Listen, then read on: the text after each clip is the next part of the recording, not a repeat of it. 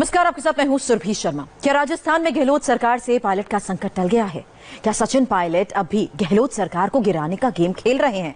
ये वो सवाल है जिनके जवाब हर कोई जानना चाहता है। राजस्थान की सियासत में आए इस भूकंप में कौन गिरेगा और कौन संभलेगा, ये तो वक्त बताएगा। लेकिन नंबरों के खेल से समझिए कि राजस्थान का असली खिलाड़ी कौन होगा।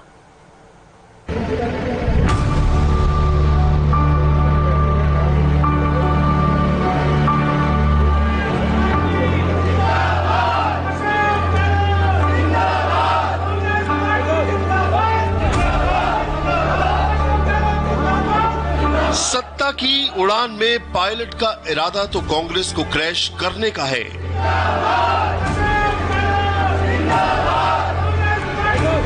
लेकिन गहलोत को उड़ने का हुनर भी बखूबी आता है। संख्या का खेल समझे बिना राजस्थान के सियासी संकट को समझना थोड़ा मुश्किल है।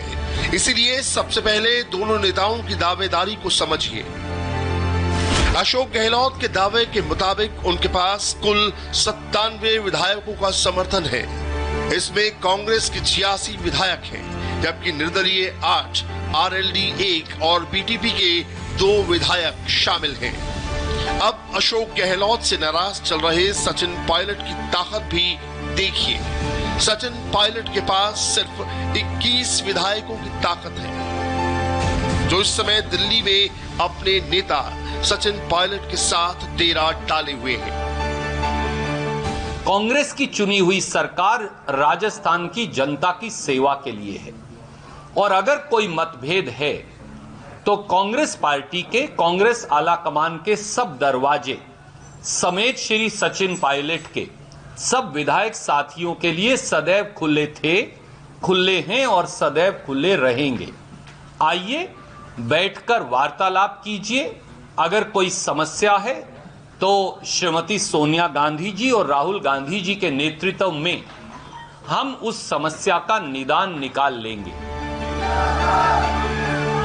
अशोक गहलोत के संख्या बल के दावे के बावजूद कांग्रेस के ऊपर से खतरा अभी टला नहीं है। आज सुबह तक ये कयास लगाए जा रहे थे कि सचिन पायलट बीजेपी के संपर्क में है, लेकिन संख्या के सामने सचिन पायलट का ये संपर्क किसी काम का नहीं है, क्योंकि बीजेपी और सचिन पायलट की ये सियासी दोस्ती सत्ता की पहुंच से काफी दूर है।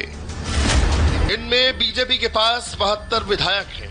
अगर इनमें सचिन पायलट के बागी विधायक जोड़ दिए जाएं तो संख्या 93 तक ही पहुंचती है, जबकि अशोक गहलोत के पास अकेले दम पर 97 विधायकों का समर्थन है। उन्हें सिर्फ 4 विधायकों की व्यवस्था करनी है, जबकि बीजेपी को इसके 2 गुने यानी 8 विधायकों का समर्थन चाहिए, जो फिलहाल मुश्किल दिखाई दे रहा है। इसीलिए सचिन पायलट की सरकार गिराने का दावा कमजोर साबित हो सकता है, लेकिन अशोक गहलोत भी कोई रिस्क नहीं लेना चाहते। इसीलिए अपने 97 विधायकों को अपने कब्जे में रखने की कोशिश में लगे हुए हैं।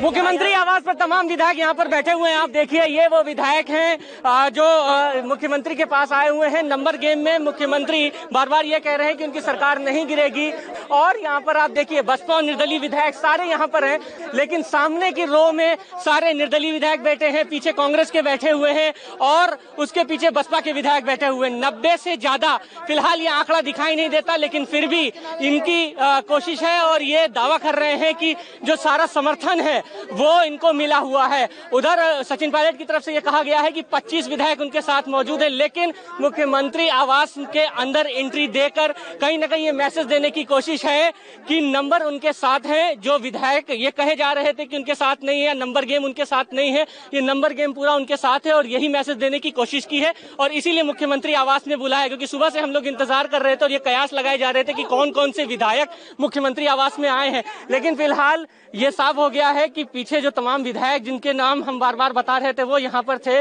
विक्ट्री का साइन दिखाया और ये कह रहे थे कि कांग्रेस पार्टी के साथ वो लोग जुड़े हुए हैं। मौजूदा कैलकुलेशन के हिसाब से सचिन पायलट का सरकार गिराने का दावा कमजोर साबित हो सकता है, लेकिन अपनी नाराजगी से सचिन पायलट ने कांग्रेस के सामने संकट तो खड़ा कर ही दिया है।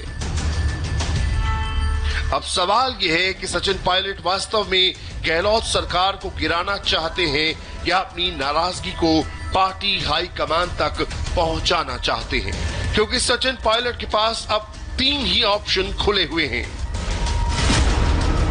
पहला ये कि सचिन पायलट अपने 21 विधायकों के साथ नई पार्टी का गठन करें। ऐसे में राजस्थान में कांग्रेस को बड़ा नुकसान होगा, क्योंकि कांग्रेस के हाथ से एक लोकप्रिय और गुर्जर वोट बैंक का मजबूत नेता खिसक जाएगा।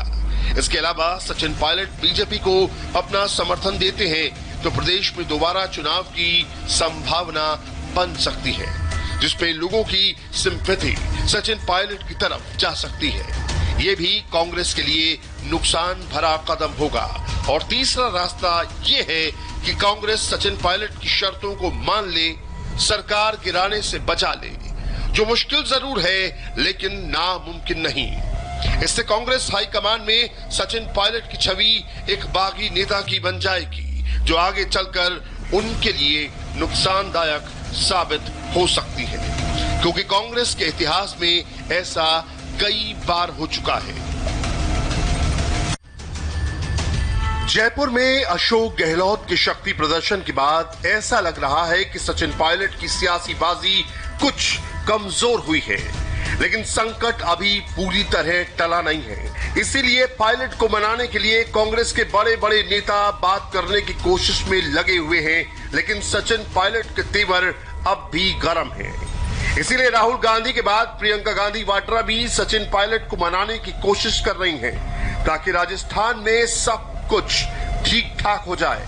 सूत्रों की माने तो प्रियंका गांधी से मिलने के बाद सचिन पायलट कांग्रेस से समझौता कर सकते हैं। इसके लिए उन्होंने 4 शर्तें कांग्रेस के सामने रखी हैं। प्रदेश कांग्रेस अध्यक्ष पद बने रहना, 4 विधायकों को मंत्री पद, गृह वित्त मंत्रालय की मांग। सचिन पायलट ने मांग की है कि वो प्रदेश अध्यक्ष का पद अपने पास रखना चाहते हैं। इसके अलावा 21 विधायकों में से उनके 4 समर्थक विधायकों को मंत्री बनाना चाहते हैं। सबसे खास बात यह है कि सचिन पायलट गृह और वित्त मंत्रालय अपने पास रखना चाहते हैं, जो अब तक मुख्यमंत्री अशोक गहलोत के पास है, और गहलोत किसी भी कीमत पर ये दोनों मंत्रालय खुद से अलग नहीं होने देंगे, क्योंकि इन दोनों मंत्रालय का मतलब है सरकार की आधी ताकत सचिन पायलट के पास जाना। अब सवाल ये है कि क्या कांग्रेस अशोक गहलोत को नाराज करके सचिन पायलट की मांग पूरी करेगी, जो बहुत मुश्किल होता दिखाई दे रहा है।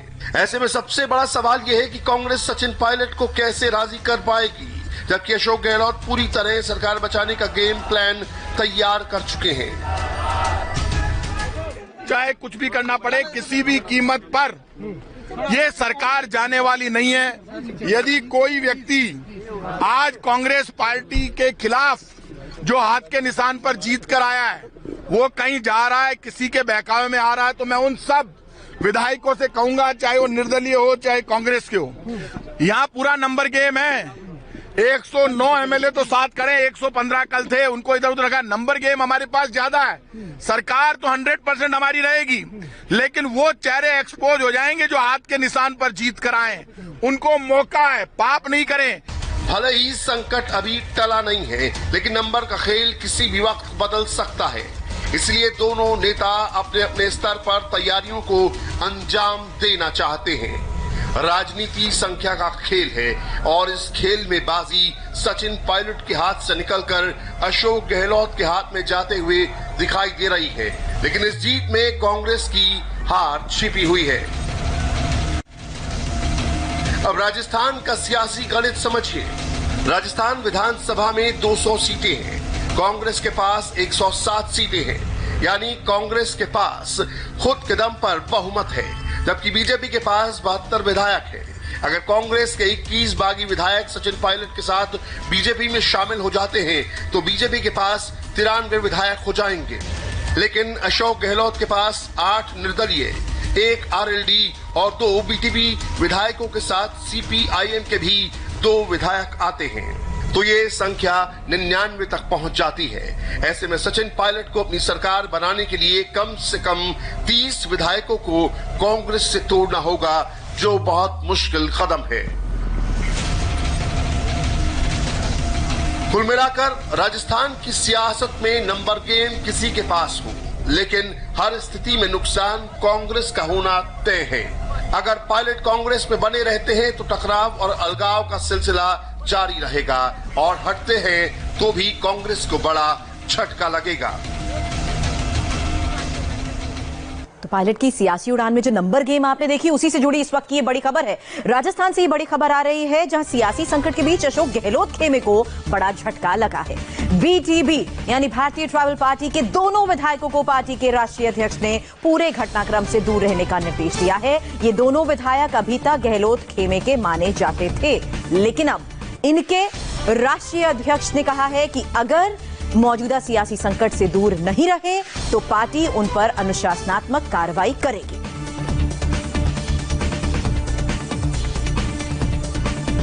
और राजस्थान में एक एक विधायकों को जोड़ने, साथ लाने की कोशिशें लगातार जारी हैं। ये कोशिशें तेज हैं। अब से थोड़ी देर पहले ही गहलोत समर्थक ये दावा कर रहे थे कि उनके पास नंबर पूरे हैं, लेकिन पायलट समर्थकों का दावा है कि नंबर नहीं है। अगर नंबर हैं तो फ्लो टेस्ट हो, लिहाजा अब बात फ्लो टेस्ट की तरफ जाती दिख रही है और उसके लिए विधायकों की खेमेबंदी हो रही है। अब से थोड़ी देर पहले इंडिया टीवी को एक तस्वीर हाथ लगी है जिसमें कांग्रेस के विधायक मदन प्रजापति, अमित चाचाड़, जगदीश जारिंग और पूर्व विधायक महेंद्र बिश्नोई रिजॉर्ट में साथ बैठे नजर आए हैं। रिजॉर्ट के अंदर की ये तस्वीर इस वक्त आप देख रहे हैं।